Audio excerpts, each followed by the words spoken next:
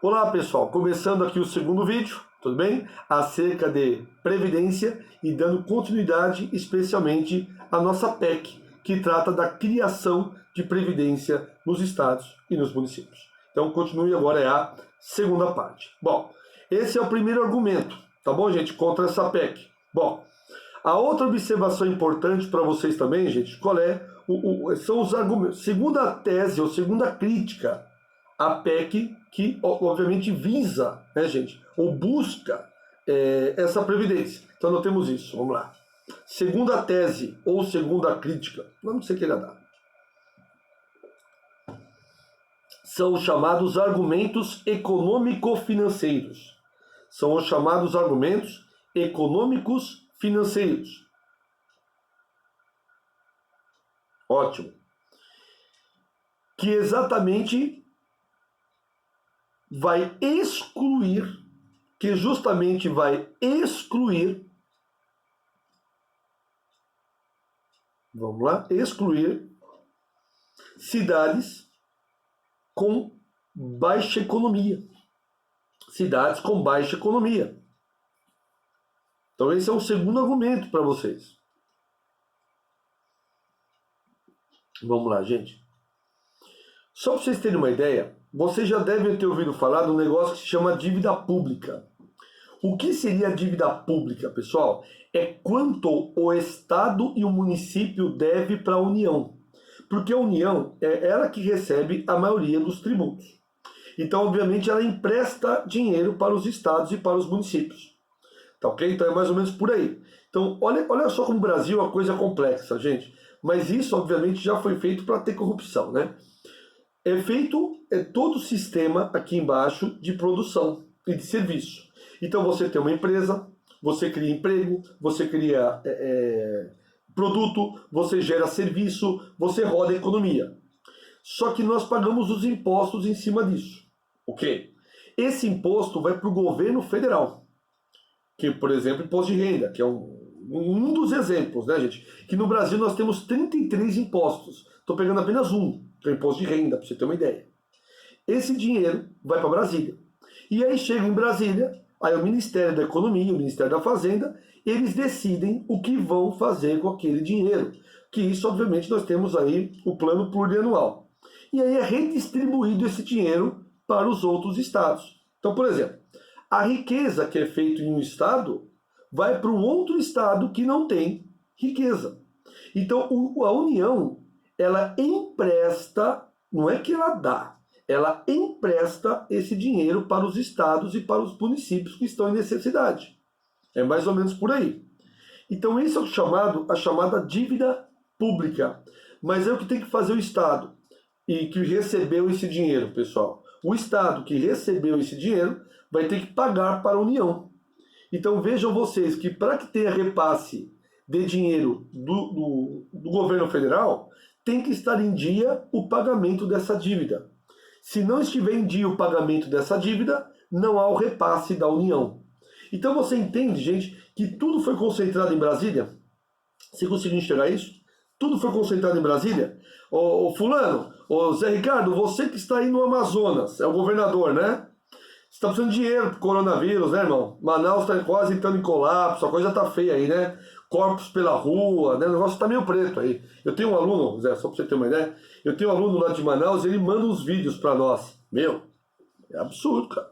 Eu nem divulgo, tá? Isso deveria estar na televisão. Ele falou, professor, aqui não tem condição nenhuma. Olha como é que tá na frente do hospital tem cadáver, gente. Só para vocês terem uma ideia. Ele mandou o vídeo para mim, tá bom?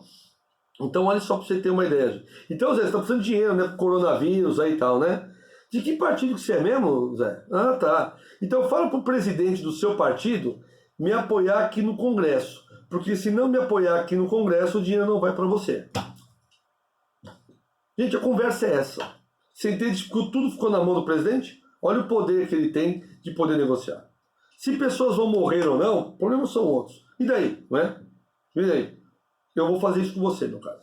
Não tem jeito. Você vê que não é o presidente A, B, C ou D. É o sistema que está errado, gente. É por isso que eu falo, nós precisamos urgentemente de uma reforma política nesse país. De uma reforma administrativa urgente. Queridos, você pode ressuscitar Juscelino Kubitschek, cara, e colocar hoje na cadeira da presidência. Ele tem que ter, eu não vou usar o termo corrupção, tudo bem? Mas ele tem que usar o termo presidencialismo de coalizão. Pronto, eu vou usar esse termo, que é o nome bonitinho que deram para poder distribuir dinheiro para Deus e para o mundo. Porque se ele não fizer isso, ele não governa. Não tem jeito, pessoal. Pode ser você, a pessoa mais honesta, como que é? A alma mais honesta desse país. Bom, acho que você sabe de quem eu estou falando aqui. Quem falou isso, né? Não tem, tá bom? Bom, ele falou que ontem, essa mesma pessoa que eu estou falando agora, ele falou ontem que, graças a Deus, o coronavírus surgiu no mundo. É a mesma pessoa que eu estou falando agora, tá? Então, só para vocês terem uma ideia como a gente está bem de governante. Então, meus caros amigos, existe um déficit hoje dos estados, gente, que beira uma dívida que, se ela fosse paga sem nenhum tipo de gasto, ela só terminaria em 2060. Ou seja, daqui a 40 anos. Só para você ter uma ideia, o tamanho da dívida, gente, tamanho da dívida. Vejam vocês que é um valor extremamente gigante.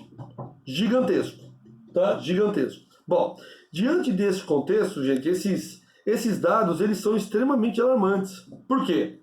Porque nós estamos diante, gente, de um déficit dos estados e dos municípios. Então, o primeiro passo para que essa PEC seja colocada em prática é imprescindível, pelo menos, o acerto da dívida pública. Notemos isso, gente. Para que essa PEC seja colocada em prática, é imprescindível o acerto da dívida pública. O acerto da dívida pública. Isto é imprescindível. Tudo bem? Bom, vamos seguir o jogo aqui.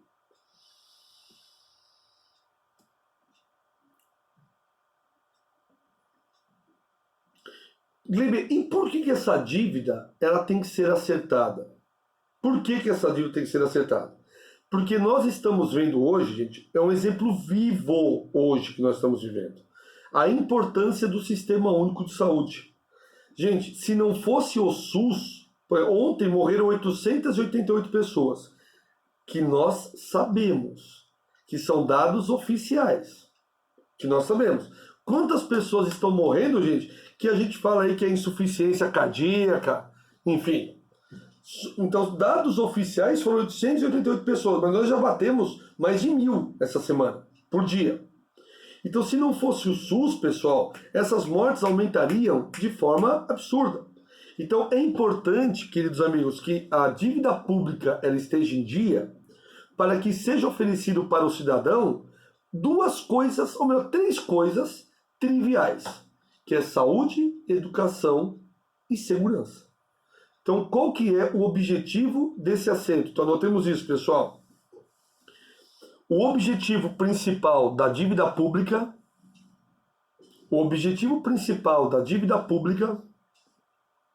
é exatamente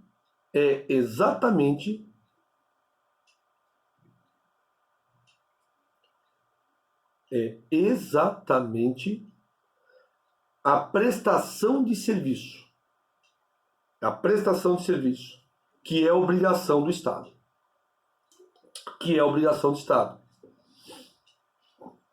Que nada mais é do que saúde, educação e segurança.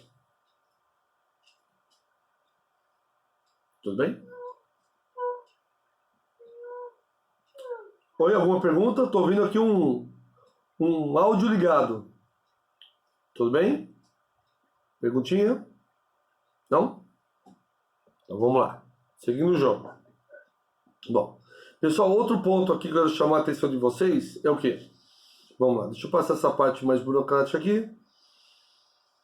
Bom, outro ponto sobre essa PEC. Como que será, gente, a gestão municipal do Fundo Previdenciário? Vamos lá. Com a criação desta PEC, anotemos isso, com a criação desta PEC, deverão ser criados órgãos de gestão municipal, deverão ser criados órgãos de gestão municipal de fundo previdenciário. Gestão municipal de fundo previdenciário. Ou seja, nós teremos que ter autarquias. E lembrando que a autarquia, como por exemplo é o INSS, ela só pode ser criada através de lei. Ok? Ela só pode ser criada através de lei. Perfeito? Então pensem vocês, pessoal, são mais órgãos públicos que nós necessitamos. Tá? Mais órgãos públicos que nós necessitamos. Tá? Muito bem. Qual que seria o artigo? Qual é o artigo que vai ser criado, pessoal, com essa PEC? É o artigo 40A. E o que fala o artigo 40A? Deixa eu ler para você e daqui a pouquinho eu explico, mas presta atenção, gente. Fala mais ou menos assim o artigo 40A, que não está na Constituição, porque ela vai ser inserida.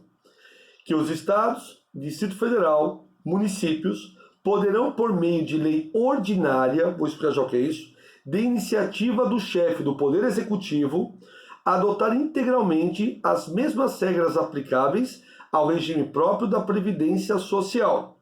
Aí tem uma série de sequências. Então, a primeira coisa que eu quero que você anote, vamos lá. Com a proposta dessa PEC, proposta de emenda constitucional, sempre será o chefe do Poder Executivo,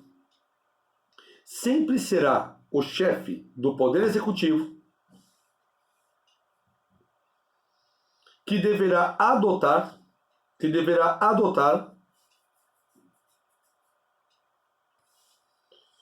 as mesmas regras do INSS. As mesmas regras do INSS. Ok? Detalhe, não é que o chefe do executivo ele é obrigado. Ele pode fazer isso ou não, mas sempre através de lei. Porque você sabe que existe uma diferença gigantesca entre lei e decreto. A lei é feita pelo poder legislativo. No caso dos estados, a Assembleia. E no caso dos municípios, a Câmara dos Vereadores. Agora, decreto. O decreto ele é um ato unilateral do prefeito, do governador, do nosso presidente. Só, gente. Só isso. O decreto ele é uma ordem imediata que tem força de lei. Claro, professor, tanto o presidente, como o governador, como o prefeito, ele pode fazer qualquer PEC, qualquer decreto? Não. Existem aqueles pontos em que ele pode fazer o decreto. Não são todos os pontos. Então eu gostaria que você anotasse, por favor, gente. Essa nova previdência, ela somente poderá ser feita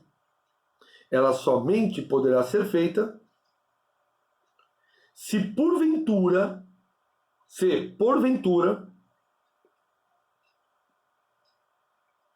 for aprovada nas respectivas casas legislativas. Ótimo. Bom, e o que pode, repito, gente, fique esperto, porque é o seguinte, esse ano nós vamos ter eleição no Brasil, pelo menos é o que se espera, né? É mês de outubro, mas eles estão querendo já passar para dezembro, está parecendo o Enem, né? A eleição. Ia ser em novembro e já passaram para dezembro ou janeiro. Então eles estão empurrando com a barriga isso aí, gente. O sonho dos atuais representantes, gente, é empurrar isso para 2022. É a mesma coisa, cara. Se eu estou numa empresa, eu iria perder o meu emprego agora no final do ano e eu ganhasse mais 2 anos de estabilidade, meu filho. Gente, é questão do ser humano, meu filho. Questão do ser humano. Certo? Não é a pessoa está errada. Não, a pessoa está lá dela. Não. Se realmente for melhor para o país, que assim seja. Gente, aqui a gente não é bobo. A gente faz cara de tonto. Mas a gente não é tonto, meu filho. Você acha que o próprio político não está querendo jogar para frente isso, gente? É muita inocência pensar que não. Tá? Muito inocente pensar que não. E, gente, Infelizmente, os bons ficam, né? Mas também os ruins vão ficar, né? Isso que é o pior da história. Mas tudo bem. E aqui, meus queridos amigos, só que a grande observação que eu chamo aqui a atenção de todos vocês. Quais são os itens que podem ser abordados nessa PEC? Por que eu falando isso, gente? Porque eu falo de eleição. Porque vai ter esperto, vai ter candidato a vereador, a prefeito, que vai falar o seguinte, gente, aqui na nossa cidade nós teremos uma previdência própria.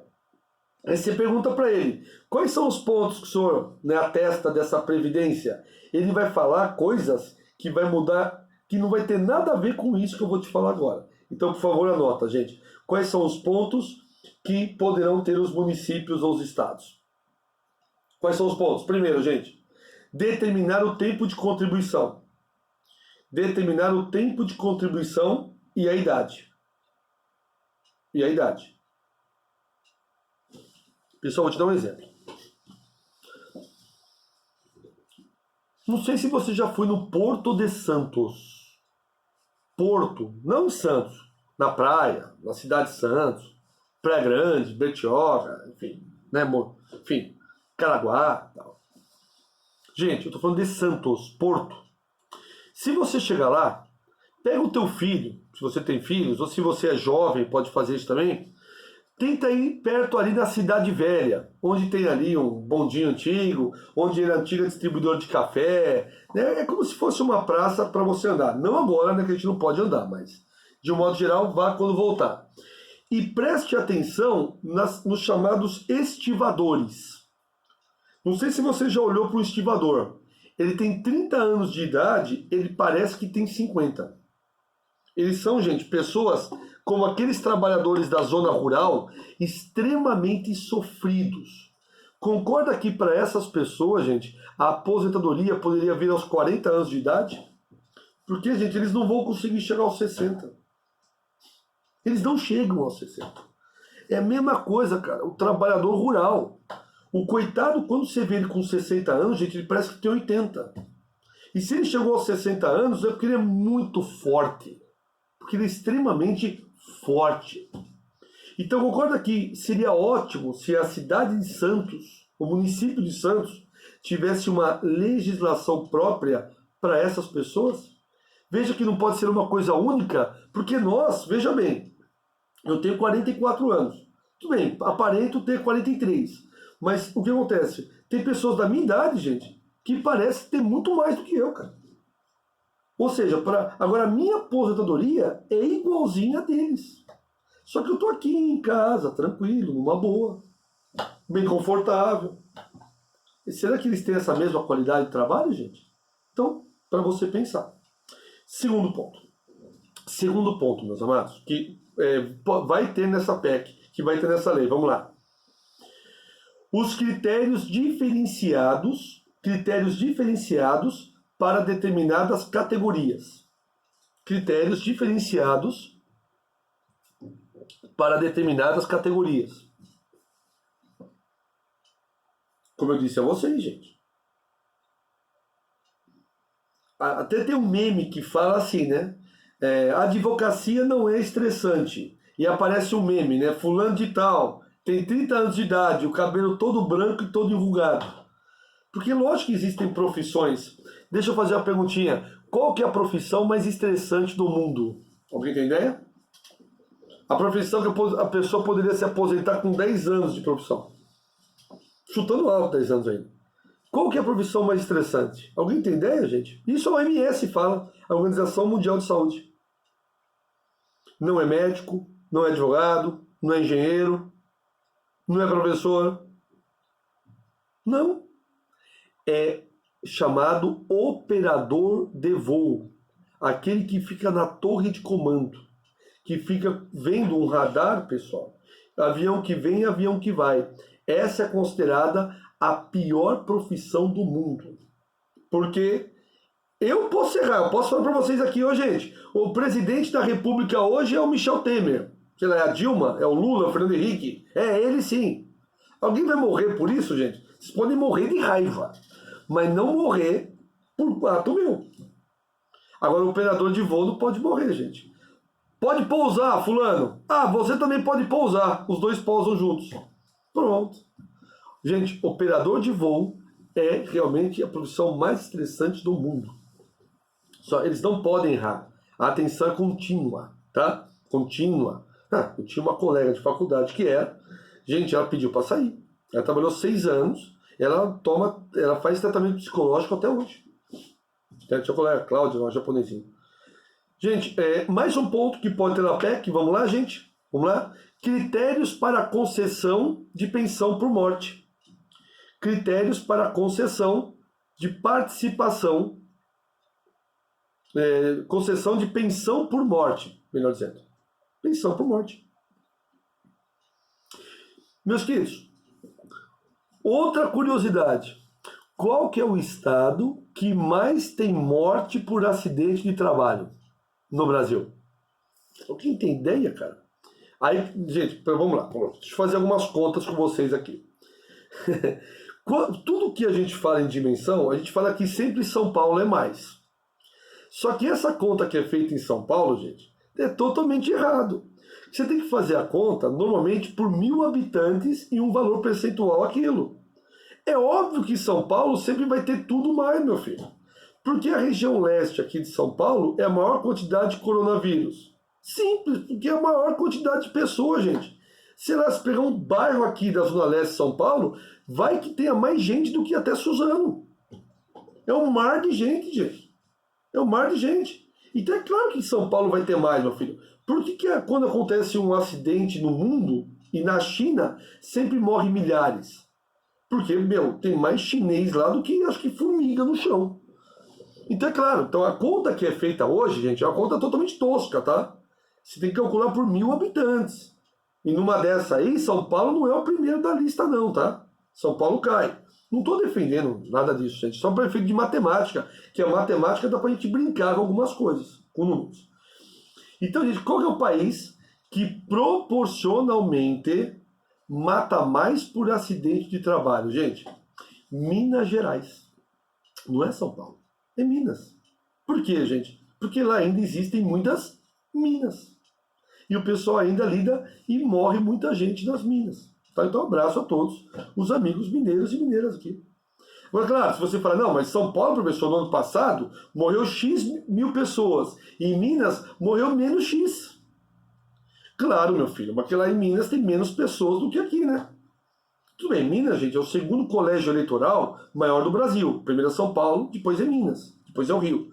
Mas, do ponto de vista quantitativo, é claro que Minas hoje morre muito mais gente do que aqui. Tá? Proporcionalmente, não em números absolutos. Então, por exemplo, Minas. Concorda que você que Minas deveria ter uma pensão por morte diferente do que os outros estados, gente? Porque Minas mata mais, porra. É óbvio. O risco de morrer em Minas trabalhando é maior do que em São Paulo. Que loucura, né? Mas é verdade. Mas é verdade. E também, gente, vamos lá, o último tema que pode ter a Previdência são as regras de cálculo. São as regras de cálculo para o reajuste da aposentadoria. Regras de cálculo para o reajuste da aposentadoria e também da pensão por morte. Meus queridos, qualquer pessoa que falar diferente disso, olha, nós vamos fazer uma previdência em que nós vamos melhorar a licença maternidade. É mentira. É mentira. Porque pela proposta de emenda, a gente só pode atender esses pontos que eu acabei de falar para vocês. Então, qualquer outro candidato a qualquer coisa que falar alguma coisa diferente disso, ele está mentindo. É claro, gente, que candidato a político os caras são ligeiros. Olha, isso não está na PEC. Eu sei que não está na PEC. Mas através do nosso partido nós vamos incluir também na PEC isso. Ufa, me saí bem, entendeu? Vocês entendem, gente? Então é claro que nós temos que ficar atentos a esses detalhes. Tá bom? Bom, gente, esse era o primeiro ponto que eu gostaria de abordar com vocês hoje sobre Previdência. No material que eu mandei para vocês, meus queridos, no material que eu mandei para vocês, é exatamente a primeira parte, tá bom, do material. até a página 12, que nós falamos aqui, página 11 para ser preciso, e a partir da próxima aula, aí sim eu vou trabalhar a partir da página 12. Estou até marcando aqui já, tá? Aí nós vamos falar dos aspectos da Previdência e, obviamente, a prática dela, tá? Bom, deixa eu encerrar aqui o vídeo no YouTube. Pessoal, abraço a todos, até a próxima aula.